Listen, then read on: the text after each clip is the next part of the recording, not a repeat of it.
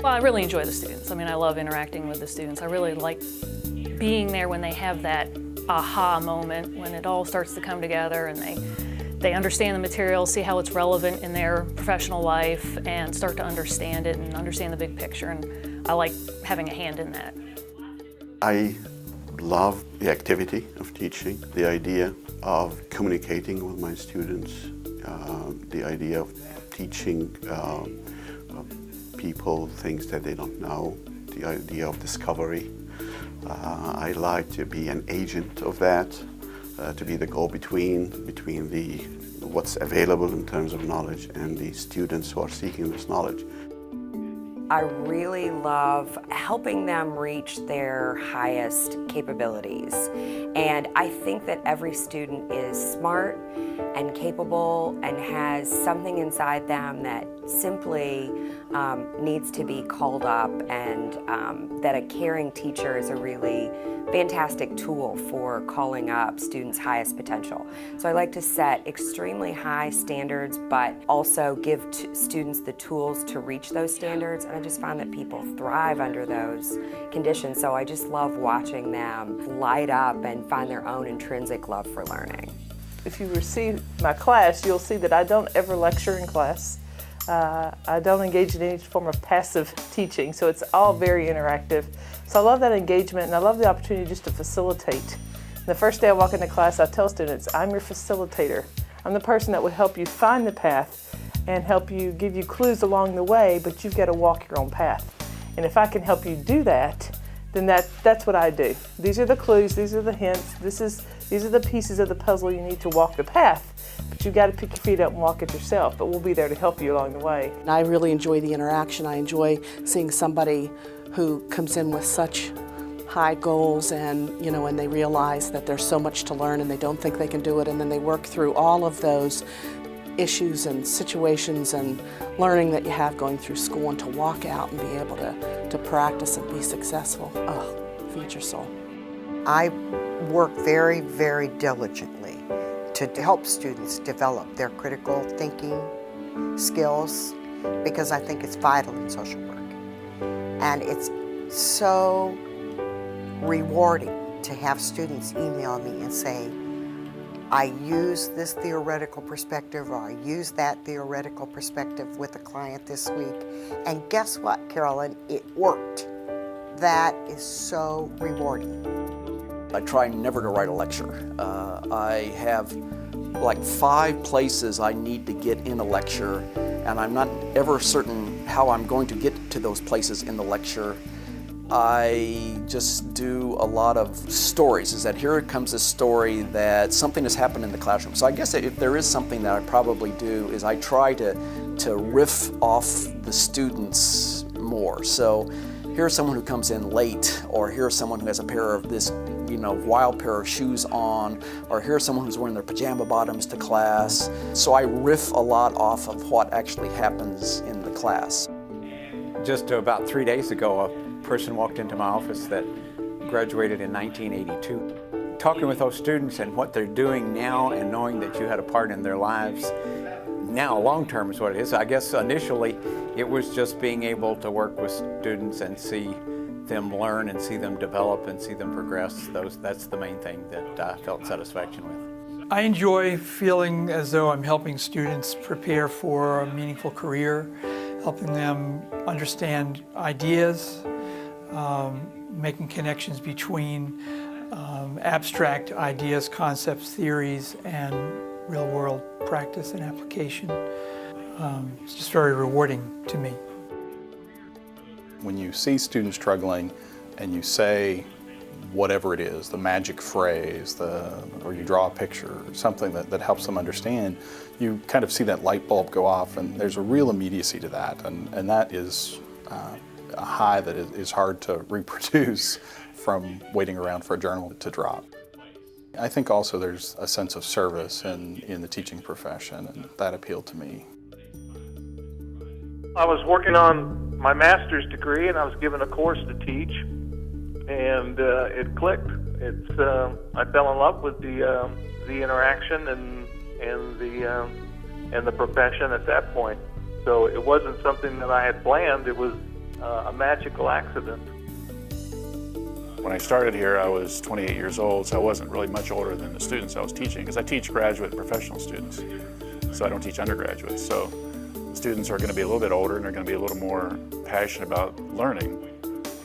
And so when I came here, I was about the same age, and I could relate to the students. And I guess that's one of my strengths, is that my philosophy of teaching is sort of a two-way thing, is that I teach the students, and so I'm providing them with a learning experience, but I'm also learning at the same time.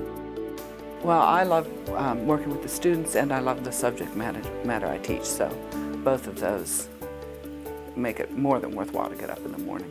I enjoy both working with the large groups of students and engaging in the subject matter, opening up a text and finding new meanings for it. I always learn so much with my classes. And then I enjoy the individual interaction with the students and seeing them succeed and seeing them catch the excitement of the subject. And it's just a fun dynamic.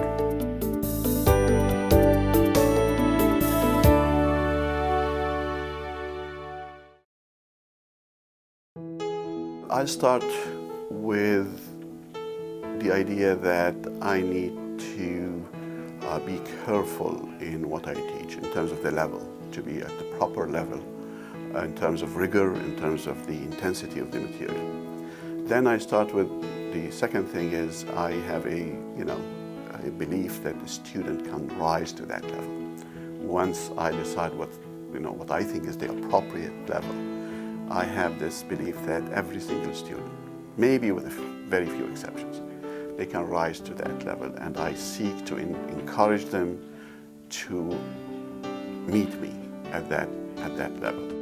First of all, I encourage constant dialogue. So we do all kinds of, from minute one, we do all kinds of interactive, either group activities or large group dialogue, so that I encourage that, and I use a developmental process wherein we start with sort of less controversial topics, and I pull in students' own experiences so that they can connect with the theories and the material that we're doing.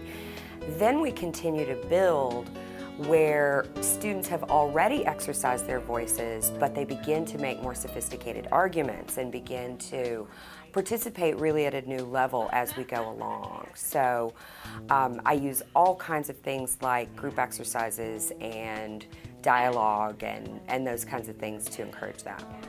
I tend to be very organized, so I have developed a style which the students seem to relate to, where everything is sort of organized. But organization can be boring if not packaged right. So the packaging has to be entertaining. So the combination of having very organized so that students know the flow of my lectures, they all flow the same. So they know what's coming up next, they have an outline of my lecture, and they can see where I'm going, but I keep it entertaining with pictures and stories, and so I don't just give them information, I show them pictures, and I try to make it as entertaining as possible. I tell a lot of stories in class, and stories produce emotion, and anytime you can produce emotion or emotional engagement with anything, you remember that. So we remember our stories from childhood because it elicits a certain emotion within us.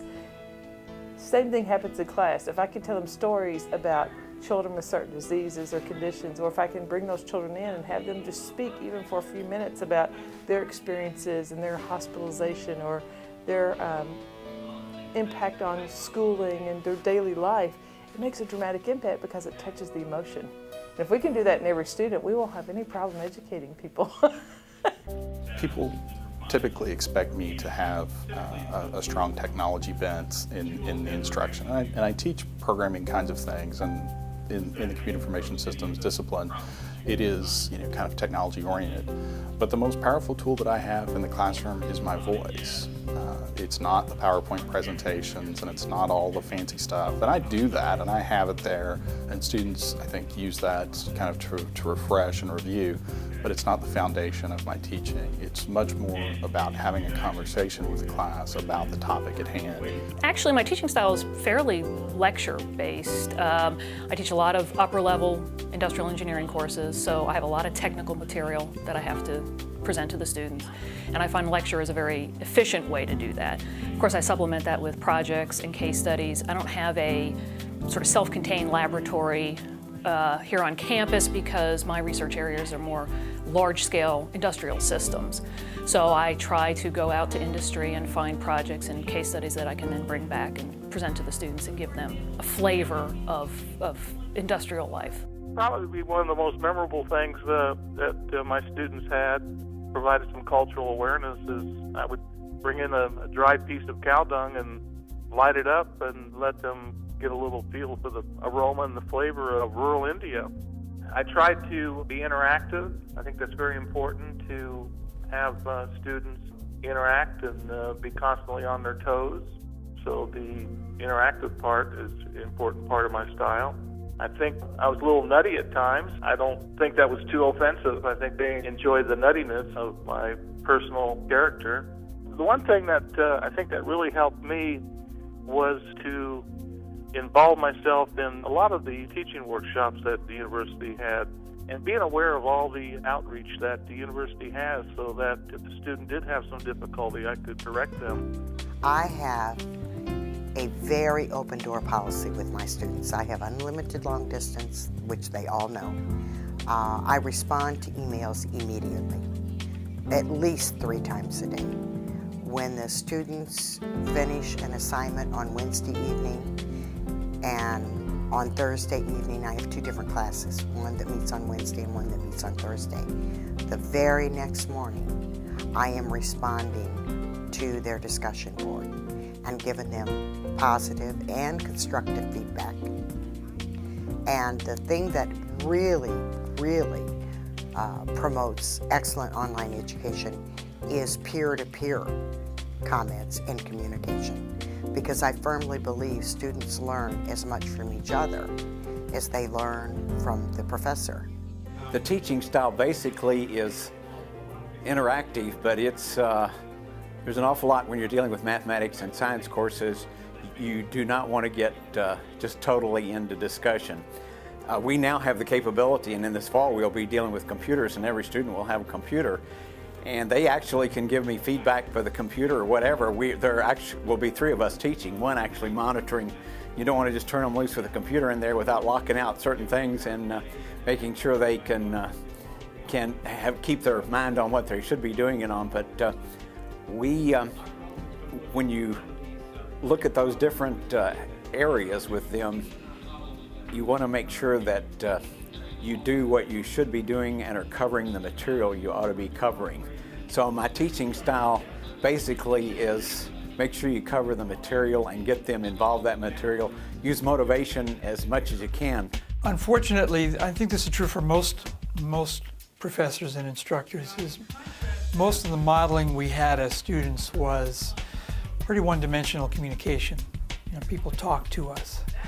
And so it's hard to break that mold, but that's certainly in my intentions, is to find ways to develop opportunities for students to be active and not just sitting and listening and taking notes, but to have classroom activities, generate discussion, make students apply, solve problems, and so on. So I'm always trying to find ways to get students actively involved. I think I have a different teaching style. I have some really strong beliefs in how people learn because I don't think people learn in the same way. So I don't think we should be expected to evaluate their accomplishments in the same way. So, you know, I really teach in a very interactive way. And I try to bring in lots of stories. I had a student one time say to me, I remember more about the stories, and when I get out into the workplace, the stories just keep coming back to me. And then I think, okay, I remember what to do. So, you know, I try to do that, and I try also not to evaluate their learning just by tests. You know, I use a variety of different means. Now we have to use tests in big classrooms, so you know, I really try to have one regular test, one open book test, one take-home test, and then other kinds of projects to make the additional points. So I try to put some fun in it. I try to take the pressure away in the beginning. If the pressure isn't there in the very beginning, and they really believe that they can be successful, you know, without being so stressed and so frightened through the semester, I think they learn better. I guess that really what I want to do is that this stuff is important to me, and I guess that I don't want to have my students sort of perceive is that here's another 3 hours of credit I have to get my 121 hours so I can get this piece of paper and get out of here. But that I don't understand why this professor is so, you know, angry about me not getting this material, but he seems to be really impassioned about this and to really like this stuff. I don't understand why he likes it, but maybe there's something going on here that I should spend some more time, you know, thinking about. And I guess that's really what I want to do, is that this is not just some sort of transmittal of dry, dead information from me to them, but this is something I really care about, and that I want them to sort of at least come to the questioning about why does this man, you know, why is this man yelling about relational dialectics up the front of the room? I always say there's no wrong answer. There's only a not thought through answer. So we have to get them to sort of think more deeply, ground their thinking more firmly in the text, in the context of what we're doing. I have a past that's very similar to theirs. So a lot of our students work, have challenges outside of the classroom responsibilities, and that's how I came through school too. And I don't in any way think that I'm better than they are just because I spent more time in the classroom. So I see them as, in some ways, as peers. I believe that we're peers working at trying to really understand this material better. And I think that is actually it.